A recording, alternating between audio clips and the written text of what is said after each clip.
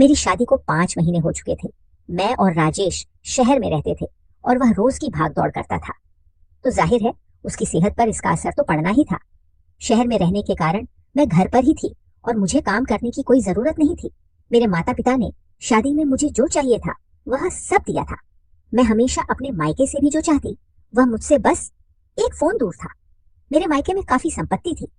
अप्रैल के महीने में गांव में मेला लगता है और मैंने सुना था कि वह मेला बहुत अच्छा होता है, लेकिन मैंने आज तक उसे नहीं देखा था।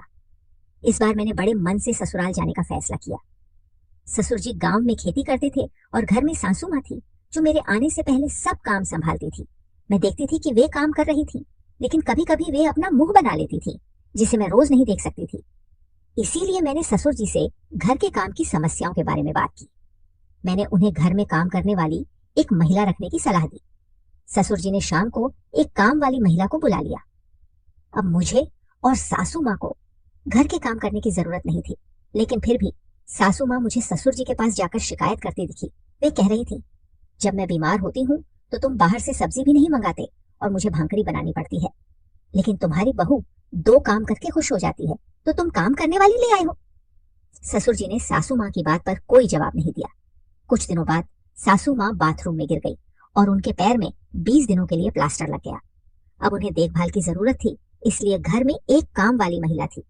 राजेश अपनी माँ से मिलने के लिए शहर से गांव आया था और वह मुझे साथ ले जाने की सोच रहा था, लेकिन मुझे गांव का मेला देखना था और उसके बिना मैं कहीं भी नहीं जाने वाली थी। जब से मैं ससुराल आई थी, मैं ससुर जी को रोज खेत में जाते हुए देख रही थी। वे तो बड़े ही अच्छे लगते थे और उन्हें देखकर मैं भी खेत में जाने का मन बना रही थी। एक दिन मैं उनके साथ खेत में चली गई। वहां जाकर मुझे कुछ महिलाएं साड़ी पहनकर खेत में बीज डालते हुए दिखाई दी, जबकि मैंने तो एक छोटा वन पीस पहना हुआ था, क्योंकि मुझे शहर के कपड़ों की आदत हो गई थी।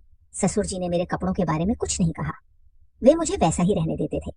मैंने कुछ महिलाओं के काम को ध्यान से देखा और थोड़ी देर बाद मैंने भी उनके जैसा बीज डालना शुरू कर दिया। बीज डालते डालते मैंने एक लाइन पूरी कर ली।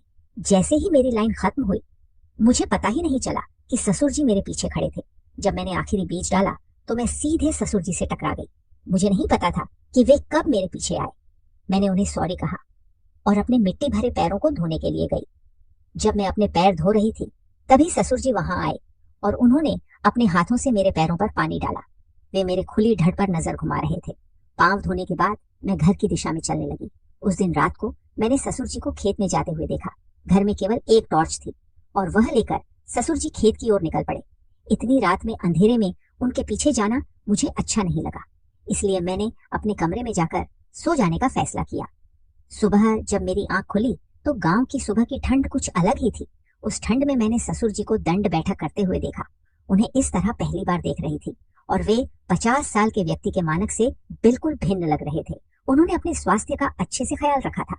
वहीं सासू माँ ससुर जी की तुलना में काफी बूढ़ी लगने लगी थी। आज से गांव की यात्रा शुरू होने वाली थी। संध्या को मैंने साड़ी पहनकर ससुर जी के साथ यात्रा देखने के लिए निकल पड़ी। सासू माँ मुझे देखकर जल रही थी। ऐसा लगता था कि जब भी मैं ससुर जी के साथ कहीं जाने की कोशिश करती, वे मुझ पर गुस्से से देखती थी। मैं हमेशा उनको नजरअंदाज करती थी। हम यात्रा के लिए निकले। रास्ते में ससुर जी ने कहा, बेटी, साड़ी में तुम बहुत खूबसूरत लग रही हो। उन्होंने मेरी तारीफ की, जिसके लिए मैंने उन्हें धन्यवाद कहा। जब हम यात्रा में पहुंचे तो दर्शन करके लौटते वक्त बहुत भीड़ थी। अचानक मुझे अपने पेट पर किसी का हाथ महसूस हुआ और मैं जोर से डर गई। जब मैंने पीछे मुड़कर देखा तो वह हाथ मेरे ससुर जी का था। उन्होंने बताया, मैं तुम्हें भीड़ में किसी का स्पर्श न हो, इसके लिए तुम्हें सहारा देकर बाहर ला रहा था। ससुर जी उस भीड़ में मेरी सुरक्षा कर रहे थे, जबकि मैं कुछ और ही समझ रही थी।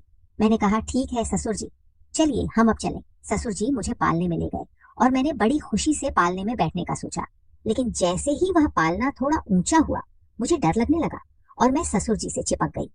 पालना रुकने के बाद ससुर जी ने मुझे बुलाया। जब मैंने आंखें खोली तो खुद को उनके गले में पाया। मैंने माफी मांगी और पालने से बाहर आ गई। जब मैं पालने से नीचे आई तो मुझे हल्का सा चक्कर आया। ससुर जी मेरे लिए पानी की बोतल लाने चले गए। तभी एक व्यक्ति ने ससुर जी को आवाज दी, आपकी शहरी बहू बहुत ही खुलकर नजर आ रही है। मैंने अभी आपको दोनों को पालने में देखा। वह गांव का एक गृहस्थ था और ससुर जी का मित्र। उन्होंने मुझसे हाथ मिलाते हुए कहा, मैं अमन, इस गांव का डॉक्टर हूँ। अब तो गांव में भी डॉक्टर आ गए हैं। मुझे अब ज्यादा कि किसी जांच के लिए नहीं बुलाया जाता, लेकिन कभी कभी आपके ससुर जी की मेहरबानी हो जाती है। वह व्यक्ति बातें कर रहा था, तभी ससुर जी ने उनकी बातें रोकते हुए कहा, तुम्हारी सासू माँ को बस इस डॉक्टर की जरूरत होती है, इसलिए मुझे इसे कभी कभी मिलता है। ससुर जी ने मुझे अमन के पास ज्यादा देर नहीं खड़ा रहने दिया और मेरा हाथ पकड़कर आगे ले गए। आज मैंने पहली बार यात्रा का अनुभव किया। इससे पहले मेरा यात्रा से कोई खास संबंध नहीं था, क्योंकि मैं बचपन से शहर में ही थी। अब मुझे ससुराल गांव का मिलन हुआ था, इसलिए मैं यह सब अनुभव कर पा रही थी। घर पहुंचने पर मैंने खाना खाए बिना सोने का फैसला किया।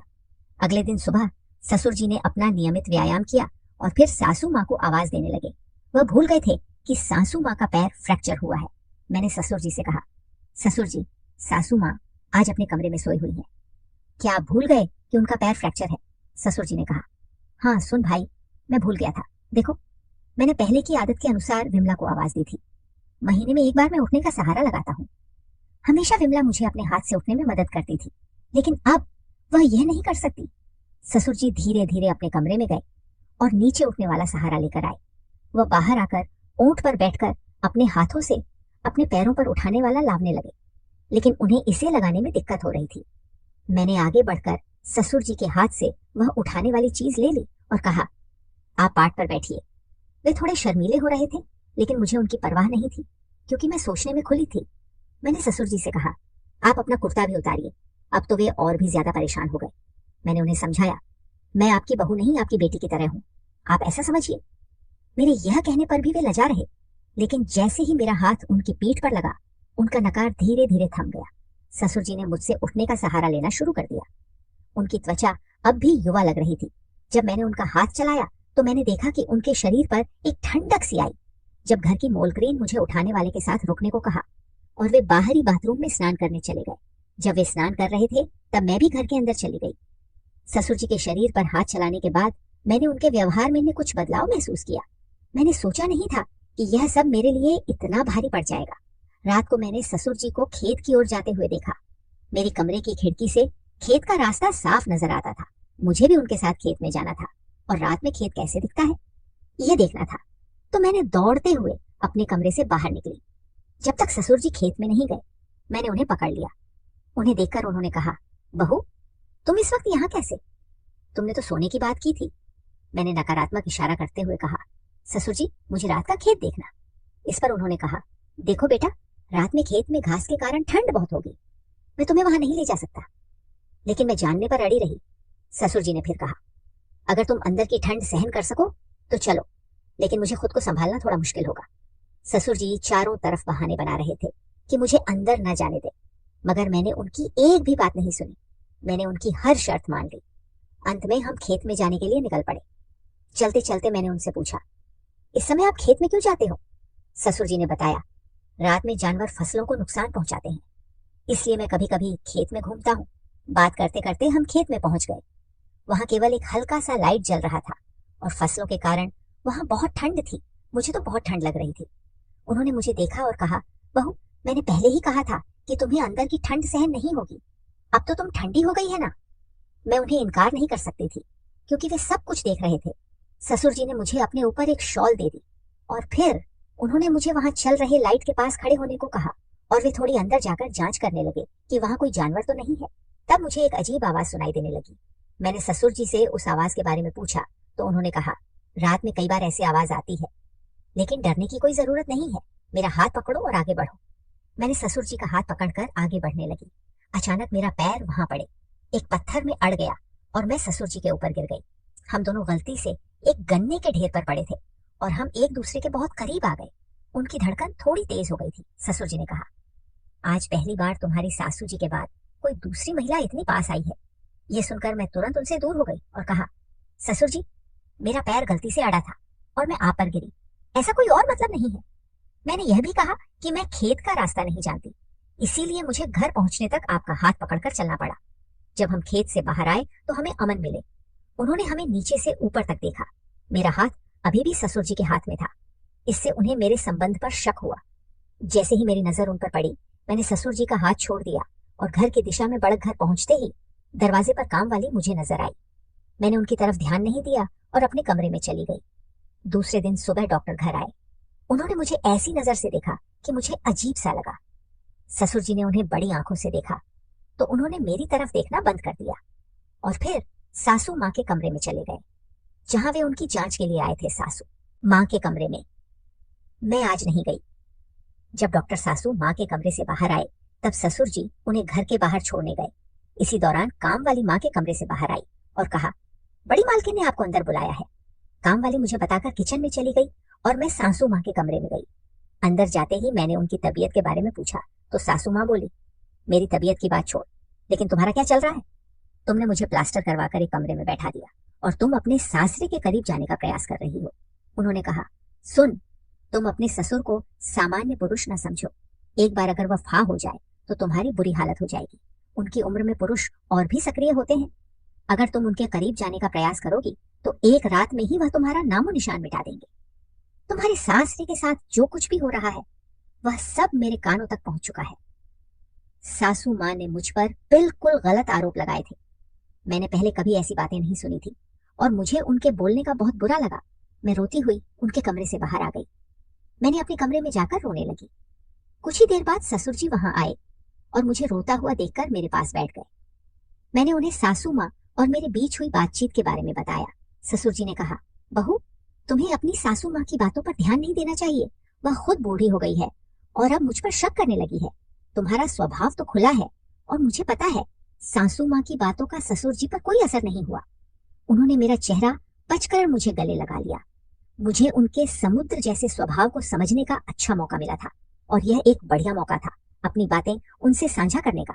फिर मैंने उनके गले से हटकर अपने कमरे का दरवाजा बंद किया और ससुर जी के पास बैठ गई। मैंने कहा, ससुर जी, मुझे आपसे एक महत्वपूर्ण बात करनी है। मैंने उन्हें अपने और राजे के बीच का एक राज बताया कि मुझे कभी बच्चा नहीं हो सकता। आज मैंने ससुर जी को बता दिया कि मैं उन्हें कभी नाती नहीं दे पाऊंगी। मुझे लगा कि ससुर जी मुझ पर गुस्सा होंगे, लेकिन उन्होंने पूरी शांति से मेरी बात सुनी। फिर उन्होंने एक अच्छा सुझाव दिया, सुन भाई, मैं राजेश को समझा दूंगा कि उसे गोद लेना चाहिए। ससुर जी का यह समझदारी भरा सुझाव मेरे दिल को छू गया। जैसे ही वे मेरे कमरे से बाहर गए, घर की काम वाली ने उन्हें देखा। मुझे उसकी परवाह नहीं थी। अगर उसने सासू माँ को कुछ बताया भी तो मुझे अब कोई फर्क नहीं पड़ता, क्योंकि ससुर जी अब मेरे साथ थे। सासू माँ ने मुझसे कई अनावश्यक बातें की, लेकिन मैंने ससुर जी का समर्थन नहीं छोड़ा। इससे सासू माँ ने राजेश को गांव बुलवाया। जब वह गांव आया, उस दिन रात को हम दोनों के बीच बहस हुई। मैंने ससुर जी से कहा कि हमारे कमरे में सोने के लिए उन्हें मेरी बात सुनकर कोई दिक्कत नहीं हुई। ससुर जी मेरे बगल में बिस्तर पर सो गए और राजेश जमीन पर बिछावन डालकर सो गया। कुछ समय बाद मुझे राजेश की नींद में बड़बड़ाने की आवाज सुनाई दी, जिससे मैं चौंक गई। डर के मारे मैं ससुर जी के पास जाकर चिपक गई। कुछ समय बाद मुझे नींद आ गई, लेकिन आधी रात को मेरे ऊपर किसी के हाथ का एहसास हुआ और वह हाथ ससुर जी का था। उन्होंने मेरे चेहरे पर भी हाथ फेरा। कुछ देर बाद वे मेरे पास से उठकर कमरे से बाहर चले गए। जब मैंने उन्हें बाहर जाते देखा तो मैं भी उनके पीछे चली गई। उस रात उन्होंने कई काम अधूरे छोड़कर कमरे से बाहर बाहर निकलने का फैसला किया। मैंने ठान लिया था कि मैं आज ससुर जी को दूर नहीं जाने दूंगी। मुझे समझ में आ गया था कि आज रात उन्हें मुझसे क्या चाहिए। ससुर जी अब खेत की ओर जा रहे थे तो मैंने छुपकर उनके पीछे जाना शुरू कर दिया। आज वे खेत के एक अलग हिस्से में गए थे और वहां एक छोटी सी कुटी में दाखिल हुए। वहां एक बत्ती जल रही थी और वह जगह काफी गोपनीय सी थी, क्योंकि मैंने पहले कभी उसे नहीं देखा था। ससुर जी ने कुटी में जाते वक्त चारों तरफ नजर डालकर देखा और फिर अंदर चले गए। मैं एक पेड़ के पीछे छुप गई। जैसे ही ससुर जी अंदर गए, मैंने पेड़ के पीछे से बाहर आकर उस कुटी की ओर बढ़ने लगी। अंदर से मुझे एक महिला के रोने की आवाज सुनाई देने लगी। जब मैं खिड़की से झांक कर देखने लगी तो मेरे पैरों तले से जमीन खिसक गई। अंदर एक महिला थी जो प्रेग्नेंट लग रही थी। ससुर जी और सासू माँ से छिपाकर इस तरह की बातें कर रहे थे। वहां अमन डॉक्टर भी मौजूद था जो उस महिला की जांच कर रहा था। ससुर जी ने कहा, आज से हम अच्छी ट्रीटमेंट शुरू करेंगे। ये बच्चा हमें सुरक्षित चाहिए और इसकी दूसरी माँ बाहर इंतजार कर रही है। मैंने इसके लिए एक धनी माँ ढूंढ ली है और यह बच्चा मैं उसे ही दूंगा। यह सुनकर वह महिला बोली, मेरे बच्चे को मुझसे दूर मत करो, मुझे यहाँ से जाने दो। ससुर जी ने कहा, एक बार जब तुम अपने बच्चे को जन्म दे दोगी तो मैं तुम्हें यहाँ से भगा दूंगा। उनकी बातें सुनते हुए अचानक मेरे पैरों के नीचे कुछ चलने जैसा एहसास सास हुआ और मैं जोर से चिल्ला पड़ी। मेरी आवाज सुनकर ससुर जी और अमन दोनों बाहर आ गए। मुझे वहां देखकर वे दोनों भी चौंक गए। मैं उन्हें किनारे करते हुए कुटी के अंदर चले गई। ससुर जी भी मेरे पीछे आ गए। मैंने उनसे पूछा, ससुर जी, यह सब क्या है? तो उन्होंने बताना शुरू किया, हिमाय को हमारे खेत में काम करने के लिए रखा है। उसके पति ने उसे गर्भवती होने पर छोड़ दिया और मैं उसकी मदद कर रहा हूँ। फिर उन्होंने बताया कि वह महिला कोई और नहीं बल्कि सीमा है, जो राजेश की पहली पत्नी है। ससुर जी की इस बात को सुनकर मैं आश्चर्यचकित रह गई। मैंने उन्हें बताया कि मैंने सीमा और राजेश का साथ में फोटो देखा है। वे तो थोड़े घबरा गए और बोले, बहू तुम इसके लिए मेरी परवाह मत करो। जो कुछ भी तुमने देखा है वह तुम्हारे पास ही रहना चाहिए। मैं तुम्हारे बारे में जानता हूँ कि तुम्हें बच्चा नहीं हो सकता। यह राज मैं अपने पास रखूंगा, जैसे उसने बच्चे को जन्म कहा शादी के बाद से। आज तक मैंने राजेश के साथ एक भी दिन प्यार से नहीं गुजारा। हर 3-4 दिन में मुझे उसके मुंह से सीमा नाम सुनाई देता है। उसने कभी अपनी पहली पत्नी के बारे में मुझसे नहीं बताया, लेकिन वह हमेशा सपने में उसका नाम लेता था। मैंने उसका फोन चेक किया और उसने सीमा के साथ उसके कई फोटो देखे। मैंने स्पष्ट किया कि सीमा का रहस्य जानने के लिए ही मैं यहाँ आई थी। मैंने उनसे झूठ कहा कि मुझे बच्चा नहीं हो सकता, क्योंकि मैं चाहती थी कि मैं उनका असली चेहरा देखूं। जब अमन रात को हमें खेत के पास मिला था, तब मुझे केवल शक हुआ था। तब मैंने देखा था कि अमन की बैग से कुछ दवाएं गिर गई थी, जो गर्भवती महिलाओं को दी जाती है। मुझे पता था कि अमन प्रसव विशेष सज्ज है और मैंने कुछ लोगों से इसके बारे में भी सुना था। तुम्हारे अपने बच्चे को दत्तक देने की योजना थी, यह सब मैंने समझ लिया था। तभी राजेश ने कहा, बाबा आपने तो मुझे बताया था कि सीमा किसी के साथ भाग गई, लेकिन आपने उसे यहाँ क्यों बंद रखा है? ससुर जी इस पर कुछ नहीं कह रहे थे, बस सिर झुकाकर खड़े थे। तभी सीमा बोली, राजेश जब तुम शहर में थे तब तुम्हारे माँ बाप मुझसे पैसे मांगते।